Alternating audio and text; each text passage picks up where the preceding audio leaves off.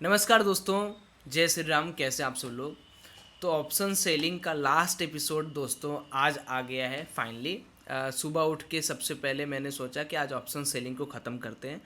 पिछले 8 एपिसोड में हम लोगों ने बहुत सारी चीज़ें जानी कि क्या होता है, कैसे होता ऑप्शन सेलिंग, कैसे किया जाए, और आपने बहुत प्यार दिखाया उस सीरीज पे। अब आप सभी लोग का ये दायित्व है कि आप कमेंट करके बताएं कि अगला कौन सा हम लोग एपिसोड या सीरीज़ लॉन्च करें। अब देखो, ऑप्शन सेलिंग के अंदर आज की वीडियो क्यों खास है। हमने बुलिश स्ट्रेटजी देखी, उसी का सेम टू सेम हमने बियरिश स्ट्रेटजी करनी है। तो मैंने बुलिश को बियरिश को जल्दी से इसमें पूरा रिवाइज भी करा दिया, और कॉलेज गोइंग प्रोफेशनल्स जो जॉब पर जा रहे हैं उनके लिए एक बहुत बेहतरीन आयरन बटरफ्लाई को यहाँ पर समझाया है, जिसको यूज करते हैं आप टेंशन फ्री रह सकते हो और 50-60 हज़ार कैपिटल से भी आप ऑप्शन सेलिंग स्टार्ट कर सकते हो। देखो, अगर आप चार्ट को टाइम नहीं दे पा रहे हो, समय मार्केट के अंदर आप नहीं दे पा रहे हो, या आप बार बार ऐसे व्यक्ति हो जो लॉस कर रहे हो, बार बार लॉस कर रहे हो, तो उसका बड़ा रीज़न ये है क्योंकि आप अपने सेगमेंट को आइडेंटिफाई ही नहीं कर पा रहे हो कि नहीं भैया, मेरे को ऑप्शन बाइंग में नहीं जाना है, मुझे ऑप्शन सेलिंग में जाना है, कम पैसा बनाना है, धीरे धीरे बनाना है। तो आप हमेशा लॉस मेकर रहोगे। ट्राई करो कि 50-60 हज़ार जो भी कैपिटल आपका है उसको ऑप्शन सेलिंग के अंदर डालो, डाल के देखो, 1-2 महीना करो, धीरे धीरे खुद ही आप महारत हासिल कर लोगे ऑप्शन सेलिंग के अंदर भी। तो कोई भी चीज़ मुश्किल थोड़ी है आपके लिए, अगर आप चाह लो तो। बाकी एपिसोड एंजॉय करिए और www.itintraderpro.in का सदस्य बनिए और ऐसे ही अच्छे से ट्रेडिंग करते रहिए और दूसरों को भी सिखाते रहिए। चलिए मिलते हैं स्क्रीन पे। दोस्तों, मैं उम्मीद करता हूं कि आपने 8वां एपिसोड देख लिया होगा। ऑप्शन सेलिंग के ऊपर एक डेडिकेटेड मैंने सीरीज जो बनाई है उसमें 8 एपिसोड हो गए हैं। पिछले एपिसोड में हमने क्या बात किया था कि ऑप्शंस ट्रेडिंग स्ट्रेटजी, क्योंकि इसके पहले हमने आपको ऑप्शंस ट्रेडिंग के बारे में बताया कि ऑप्शन सेलिंग कैसे है, आईवी का क्या रोल है, गामा का क्या रोल है, वेगा का क्या रोल है, आईवी क्या होता है, बायर और सेलर में अंतर क्या है, थीटा का क्या मैजिक देखने को मिलता है, एटीएम, ओटीएम, आईटीएम क्या होता है। फिर हमने क्या किया कि 8वें एपिसोड से स्टार्ट किया था स्ट्रेटजीज। इस स्ट्रेटजीज के अंदर हमने क्या बात किया था एपिसोड नंबर 8 में कि बुलिश स्ट्रेटजीज मार्केट के अंदर कौन कौन सी हैं और बुलिश स्ट्रेटजी के अंदर आप क्या क्या कर सकते हैं। बुलिश स्ट्रेटजी के अंदर दोस्तों हमने आपको बताया था कि आप कॉल ले रहे हो नेकेड, ये एक स्ट्रेटजी है।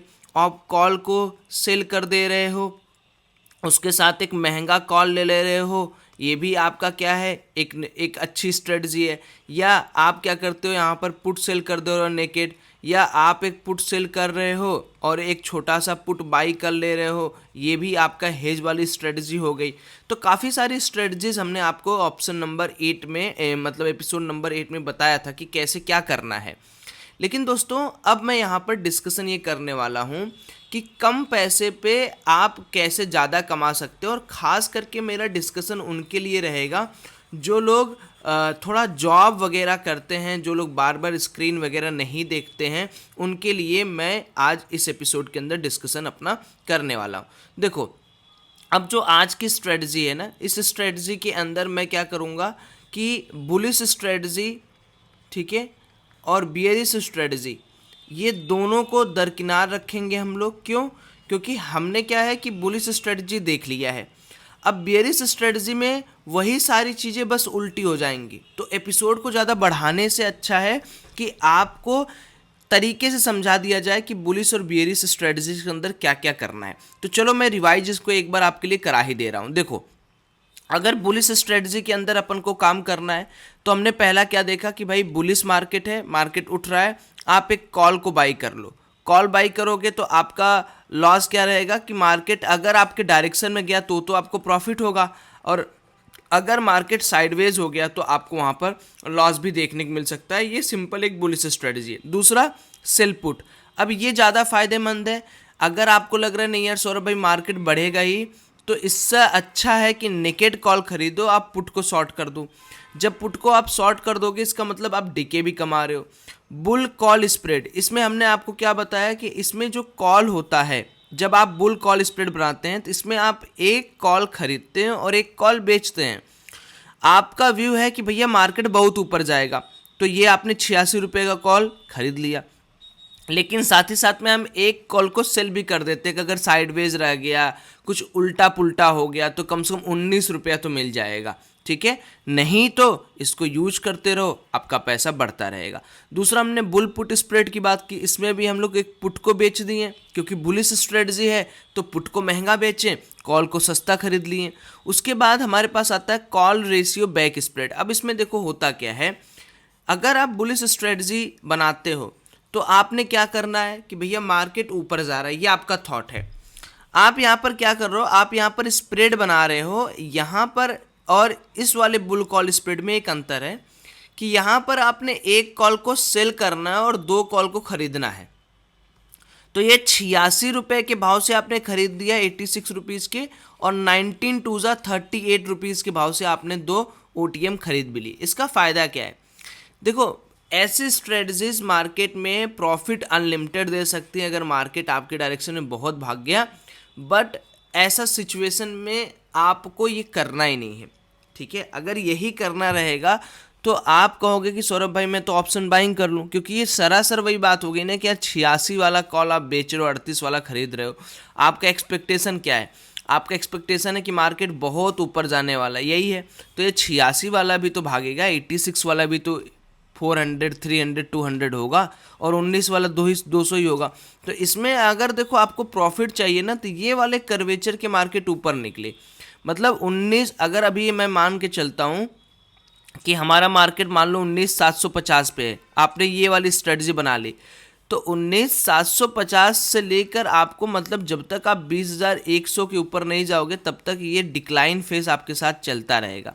तो ये कोई अच्छी स्ट्रेटजी भी नहीं है ना, मैं आपको इसको बताता हूँ। हाँ, डिपेंड करता है कि मार्केट का स्ट्रक्चर कैसा, उस समय आप वहाँ पर इस स्ट्रेटजी को लगा सकते हो, और हमेशा करने की ज़रूरत नहीं है।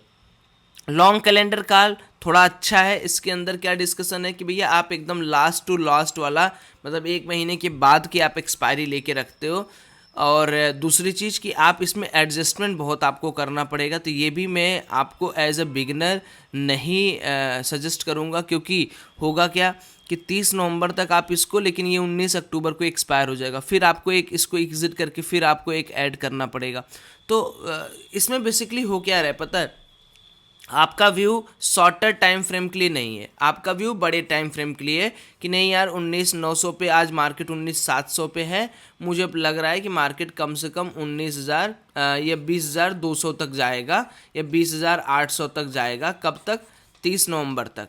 तो इस 30 नवंबर के बीच में आप क्या कर रहे हो, शॉर्टर टाइम फ्रेम के अंदर आप हर एक्सपायरी के अंदर एक एक कॉल के लॉट को शॉर्ट कर रहे हो, और फॉर ए सिक्योरिटी पर्पज़ आपने एक बहुत बड़ा कॉल जो है फॉर एक्सपायरी का बहुत दूर का आपने एक लिया है। तो इसमें फ़ायदा ये है कि ये तो आपका चलता रहेगा, ये वाला हर हफ्ते हफ्ते आप क्या करोगे, अपने व्यू पर 30-30 रुपये, 40-40 रुपये आप इससे निकालते रहोगे। अच्छी स्ट्रेटजी है, ये भी आप यूज कर सकते हो अगर आपको एडजस्टमेंट करना आता होगा तो, नहीं तो आपके लिए ये भी बेकार है। जो अच्छा है वही मैं आपको बताऊंगा। हाँ, बुल कॉन्डोर वगैरह भी आप यूज कर सकते हो। इसमें क्या है कि आप एक फार OTM खरीद रहे हो, उससे भी ज़्यादा फार OTM बेच रहे हो, फिर उससे भी ज़्यादा फार OTM बेच रहे हो, फिर उससे भी ज़्यादा फार OTM खरीद रहे हो। तो ओवरऑल क्या है कि ये एक्सपायरी के दिन बड़ा अच्छा प्ले करता है। तो मान लो आपका व्यू बुलिश है और एक्सपायरी के दिन आपको कुछ नहीं करना, आपको बैठ के आराम से खाना है, ठीक है। तो आप क्या कर सकते हो कि भैया एक जो आपका बुलिश व्यू है कि भैया मेरा बुलिश व्यू है, तो आपने 19 वाला कॉल खरीद लिया, और ये 3 और ये 1 और ये 1 रुपये का, तो आप देखोगे तो ये तो पक्की बात है कि ये तो जीरो ही होने वाला है, ठीक है। ज़्यादा कितना बढ़ेगा, अरे भाई आप समझो ना, 3 वाला और 19 वाले में कितना गुना का फ़र्क है। तो मे भी मार्केट ऊपर जाए तो ये 19 वाला 25 जरूर होगा, लेकिन ये 3 वाला जीरो होना है, इसको भी जीरो होना और इसको भी जीरो होना है, ये है मज़ा। तो अगर 19,700 पे लिए हो, ये आपने पंच किया है, तो 20,000 से लेके 20,400 तक आपको प्रॉफिट ही प्रॉफिट होगा। तो ये एक्सपायरी स्पेशल होता है, एक्सपायरी के दिन मैं भी इसको प्ले आउट करता हूँ। बुल काउंटर बनाना हो गया या बेरिस काउंटर बनाना हो गया, तो एक्सपायरी के दिन ये बहुत मज़ा देगा आपको, समझो बात को। तो एक्सपायरी स्पेशल अगर आपको करना है तो आप यहाँ पर बुल कॉर्नर को एक बार नज़र में रख सकते हो कि हाँ मैं इस पर्टिकुलर स्ट्रेटजी को यूज करके पैसा बना सकता हूँ। ये बुलिश स्ट्रेटजी के ऊपर डिस्कशन अभी चल रहा है हमारा, ठीक है। उसके बाद हम लोग जब आएंगे न्यूट्रल स्ट्रेटजी में तब आपको मज़ा आएगा। अब बुल बटरफ्लाई क्या है? बुल बटरफ्लाई में सिंपली आप 2 शॉर्ट कर दिए, यानी 6 रुपये का आपने शॉर्ट कर दिया और 19 वाला सेम खरीद लिया और यहाँ पर 1 रुपये वाला खरीद लिया। अब इसमें भी सेम वही सिचुएशन है, बस इसमें क्या है कि आपने थोड़ा सा ऐसे था, आपने शार्पनेस इसकी ऐसे बढ़ा दी, यानी कि मार्केट के अंदर थोड़ा सा तेज स्पाइक आएगा तो आपका यहाँ पर प्रॉफिट हो जाएगा। और अगर मार्केट ऊपर बढ़ा तो ये 19 वाला 30-40 पहुँच जाएगा और ये 3.5 वाला और 1 वाला ये भी 0 हो जाएगा। सेम चीज़ है, ठीक है। बस इसके बाद ये सब आपको नहीं करना। अब आ जाते हैं बियरिश में, ठीक है। तो देखो बियरिश में सेम सारी चीज़ों को उल्टा तरीके से आप देखो। कैसे? पुट अगर खरीद रहा हूँ मैं बियरिश में तो मतलब ये है कि मार्केट नीचे जाने वाला है, ध्यान से समझिएगा। तो बियरिश स्ट्रेटजी में क्या होगा? मार्केट नीचे जा रहा है। अब अगर मार्केट नीचे जा रहा है तो आप मेरे को ये बताओ, यहाँ से लेके यहाँ तक अगर आपने पुट खरीदा है वो भी नेकेड खरीदा है तो इसका मतलब आपका क्या व्यू है? आपका व्यू है कि मार्केट बहुत तेज़ नीचे जाए। लेकिन अगर साइडवेज हो गया मार्केट तो यहाँ पर डिके आने लगेगा। तो अगर आप नेकेड पुट खरीद रहे हो, उससे बढ़िया अगर आपका मन है कि नहीं मार्केट नीचे जाने वाला है तो आप कॉल को सेल कर दो। जो भी मैंने आपको दिखाया कि पुट सेल करोगे तो बुलिश हो जाओगे, कॉल सेल कर दो। अरे अगर आपको मार्जिन चाहिए तो कॉल के साथ एक कॉल बाई कर लेना। दूसरा आप देखो bear call spread. Bear call spread में क्या है? सेम सिचुएशन समझो, वहाँ हमने पुट शॉर्ट किया था, हमने कॉल शॉर्ट कर दिया। देख रहे हो यहाँ पर कॉल शॉर्ट कर दिया। बियर पुट स्प्रेड में क्या है? आपने एक पुट खरीदना है एटीएम के आसपास और एक पुट बेचना है थोड़ा सा उसके नीचे। तो ये स्ट्रेटजी भी बहुत मज़ेदार है। उसके बाद पुट रेशियो बैक स्प्रेड, इसमें 2 क्वांटिटी खरीदनी है, 1 क्वांटिटी सेल करनी है। लॉन्ग कैलेंडर विद पुट वही है कि आपको क्या करना है, 30 नवंबर का एक पुट खरीद लेना है और हर हफ्ते वाला स्ट्राइक पुट का बेच देना है। तो 2-2-4 5 रुपये आपके बनते रहेंगे, हर एक्सपायरी आप बनाते रहोगे। और अगर आपका व्यू लॉन्ग टर्म में बहुत सही हो गया तो ये 185 वाला 300 से 500 भी चला जा सकता है। डिपेंड करता है कि मार्केट किस तरीके से यहाँ पर काम कर रहा है। तो ये आपको जो स्ट्रेटजीज मैं बता रहा हूँ ना, ये सारी स्ट्रेटजीज काम करती है मार्केट में, आपके डायरेक्शन में मार्केट आ जाए बस। सेम अगर मैं यहाँ पर बोलूँ कि बियर कॉन्डोर मुझे बनाना है तो मैं यहाँ पर हर एक काम वो करूँगा जो मैंने बुल कॉन्डोर में किया है। एक अच्छा खासा 30 से 40 रुपये वाला मैं बाई करूँगा, बाई किया, 12 वाला सेल, 6 वाला सेल, 4 वाला बाई। तो ये जो भी हैं छोटे छोटे वाले सब 0 होने वाले हैं। मैक्स लॉस आपका खाली 980 रुपया होने वाला है इसमें। यही सबसे अच्छी बात है इसका, एक्सपायरी के दिन काफ़ी काम करता है। उसी तरीके से बियर बटरफ्लाई के अंदर बस वही है, यहाँ पर 2 लॉट आपको सेल कर देना है, 1 लॉट बाई करना है, 1 लॉट थोड़ा सस्ते में बाई करना है। ये तो है बुलिश और बियरिश की कहानी, ठीक है। आपने बुलिश स्ट्रेटजी देखी मेरे से, ये स्ट्रेटजी आपने देखी सारी, और बियरिश स्ट्रेटजी देखी मेरी सारी। अब मार्केट के अंदर बुलिश और बियरिश स्ट्रेटजी अगर आप लगा पा रहे हो तो मुझे लगता है कि आप ये चीज़ तो गेस कर ही पा रहे हो कि मार्केट का डायरेक्शन क्या है। आपको भी पता है कि अगर आप बुलिश पता कर पा रहे हो या बियरिश पता कर पा रहे हो तो आप ये भी बोल सकते हो कि यार कि मार्केट यहाँ है तो यहाँ जाएगा। ये आपकी एडवांस लर्निंग के ऊपर है, ये आपके एडवांस लर्निंग के ऊपर है। लेकिन क्या हो दोस्तों कि मैं जॉब जाने वाला व्यक्ति हूँ, ठीक है, मुझे जॉब करना है, मेरे पास उतना टाइम नहीं रहता है और ना ही मेरे पास इतना अच्छा खासा कुछ उपाय है कि मार्केट के ट्रेंड को मैं पता कर सकूं। मार्केट के ट्रेंड को मैं पता कर सकूं। अब अगर मैं मार्केट के ट्रेंड को पता करना ही चाहता हूं तो 2 तरीका है मेरे पास। या तो मैं दिन भर क्या करूं कि चार्ट की रीडिंग करूं, चार्ट रीडिंग करूं, या मैं ग्लोबल रीडिंग करूं, या मैं आपको ऑप्शंस डेटा रीड करना स्टार्ट करूं, ऑप्शंस डेटा, या मैं बहुत बड़ा प्राइस एक्शन का किंग रहूं। ये 4 चीज़ें आपको चाहिए। लेकिन मान लो मेरे पास टाइम नहीं है यार, मेरे पास मेरी सेविंग है 10,000, 12,000, 50,000, 60,000, और मैं चाहता हूँ यार कि वो जो मेरा पैसा है ना वो मुझे कुछ ना कुछ बना के दे। तो इसके लिए देखो जो आज हम स्ट्रेटजीज यूज करने जा रहे हैं ये कॉलेज या वर्किंग लोगों के लिए कैसे काम करने वाला है। इसमें जो सबसे पहली स्ट्रेटजी मैं यहाँ पर यूज करने वाला हूँ दोस्तों वो है iron butterfly. Iron butter fly. और दूसरा जो है दोस्तों वो है पहले इसको देख लेते हैं आयरन बटरफ्लाई को किस तरीके से काम करेगा, देन उसके ऊपर हम लोग धीरे धीरे एक एक करके आते हैं। अब देखो आपको क्या करना है ये चीज़ मैं आपको समझाता हूँ, थोड़ा सा टाइम दीजिए मुझे। द फर्स्ट थिंग इज़ कि जो मुझे आपको यहाँ पर समझाना है वो ये है दोस्तों कि देखो अगर मैं मान लेता हूँ ये निफ्टी है, निफ्टी का चार्ट है ये, ठीक है, निफ्टी 19,770 पर सपोज करो है, ठीक है। अब एक्सपायरी कोई भी एक्सपायरी 7 दिन बाद होगी, तो 6 दिन का ऊपर और 6 दिन का नीचे का एक लेवल मार्क करो। अब आप मुझे बताओ कि आपको क्या लगता है 19,770 अगर मार्केट में है तो क्या मार्केट 6 दिन में यहाँ से 300 से ज़्यादा पॉइंट चढ़ जाएगा और क्या नीचे 300 से ज़्यादा पॉइंट गिर जाएगा? आप कहोगे कि सौरभ भाई ऐसा बहुत रेयर कंडीशन में होगा कि मार्केट 6 दिन में 300 पॉइंट, वो भी निफ्टी की अंदर हम लोग अगर बात करें निफ्टी इतना चढ़ जाएगा। ये बहुत रेयर कंडीशन में होता है। ये कंडीशन जब भी जियोपॉलिटिकल टेंशन चल रहा है तो मार्केट 100-150 पॉइंट बिहेव करना वाला, निफ्टी 60-50 पॉइंट में। ऐसा नहीं कि एक ही दिन में 300 पॉइंट बढ़ जाएगा, एक ही दिन में 300 पॉइंट घट जाएगा। और अगर बढ़ेगा भी तो कुछ देर बाद मार्केट थोड़ा और डिक्लाइन मारेगा। तो ऐसे सिचुएशन में आप क्या कर सकते हो कि एक आयरन बटरफ्लाई की तरफ बढ़ सकते हो। अब आयरन बटरफ्लाई उनके लिए बेस्ट है जो कॉलेज जा रहे हैं, जिनके पास 50,000 60,000 का कैपिटल है। वो लोग इस पर्टिकुलर स्ट्रेटजी यूज करके एक्सपायरी के अंदर, ठीक है, एक अच्छा खासा मुनाफा यहाँ पर वो कमा सकते हैं, मुनाफा कमा सकते हैं। अब कैसे आयरन बटरफ्लाई लगाना है आपको, देखो उस चीज़ को समझने की कोशिश करो। अब मैं आपको थोड़ा सा आयरन बटरफ्लाई का समझाता हूँ। ये न्यूट्रल स्ट्रेटजी के अंदर आता है।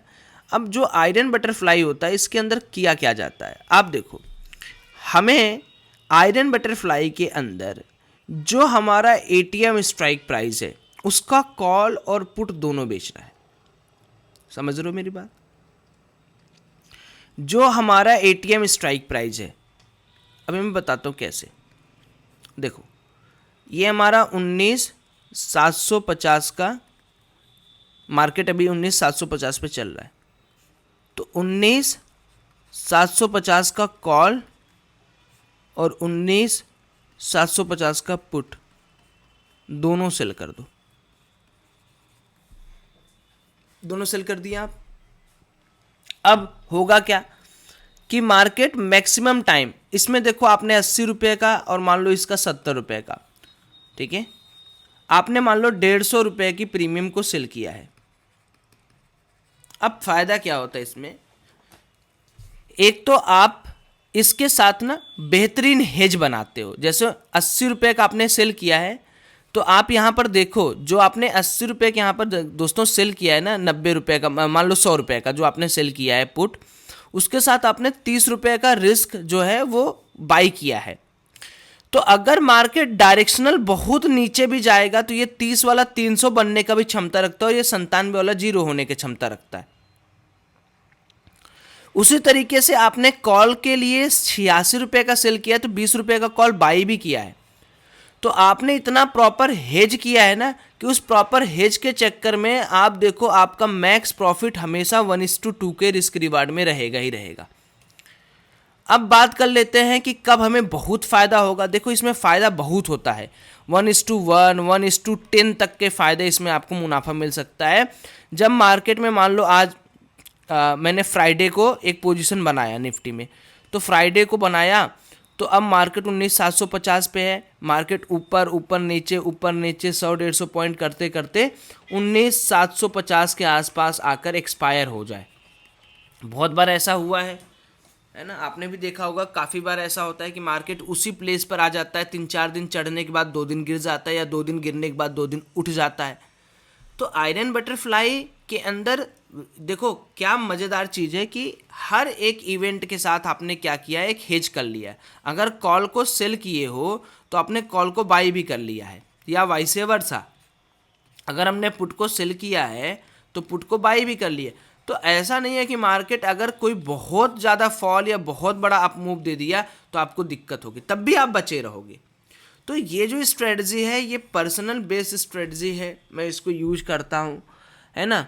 और मैं आपसे ये भी कहूँगा कि अगर आप इस ऑप्शन सेलिंग के अंदर मुनाफा कमाने की कोशिश कर रहे हैं तो पहले आप क्या करो कि बुलिश और बियरिश स्ट्रेटजी को छोड़ के आप न्यूट्रल स्ट्रेटजी पे आओ।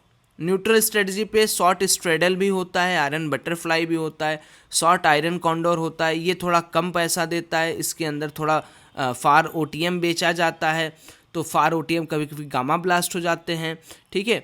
तो मुझे लगता है कि आपके लिए सबसे बेस्ट स्ट्रेटजी आयरन बटरफ्लाई होगी, क्योंकि शॉर्ट स्ट्रेडल आप कर नहीं पाओगे, इसके अंदर दोनों सेल करना, मार्जिन बेनिफिट आप ले नहीं पाओगे। और इसी का उल्टा शॉर्ट स्ट्रेंगल होता है, लॉन्ग। अब देखो यहाँ पर स्ट्रेडल क्या करता है, लॉन्ग स्ट्रेडल क्या करता है, आप कॉल पुट खरीदते हो। तो अभी तो हम लोग खरीदने वाली बात करेंगे नहीं, अभी मुझे लगता है कि आपको आयरन बटरफ्लाई यहाँ पर काम करना चाहिए, आयरन बटरफ्लाई। तो आज की क्लास में मैं इस स्ट्रेटजीज वीडियो की ना एंड कर रहा हूँ, क्योंकि आपको 10-12 स्ट्रेटजी नहीं सिखाना है। जैसे इस वीडियो को अगर आप देखोगे, इसमें मैंने डिटेल्ड में आपको एक एक चीज़ को बताया है कि कैसे आप बाइंग के स्ट्रेटजीज को यूज करते हो, उसी तरीके से उसी का जस्ट उल्टा आप सेलिंग के अंदर समझ जाओगे, ठीक है। और आज की video basically college going professional इनके लिए बनाया हूँ मैं। ये कैसे पैसा कमा सकते हैं भाई, 40-50 हज़ार रुपये लाओ और आयरन बटरफ्लाई यूज करो। आयरन बटरफ्लाई यूज करोगे तो कम से कम आप कुछ नहीं तो कुछ नहीं पैसा बनाना सीख जाओगे, और जो बार बार आप मोबाइल या स्क्रीन देखते हो उससे आपको छुटकारा मिल जाएगा। तो आज के लिए बस इतना ही दोस्तों।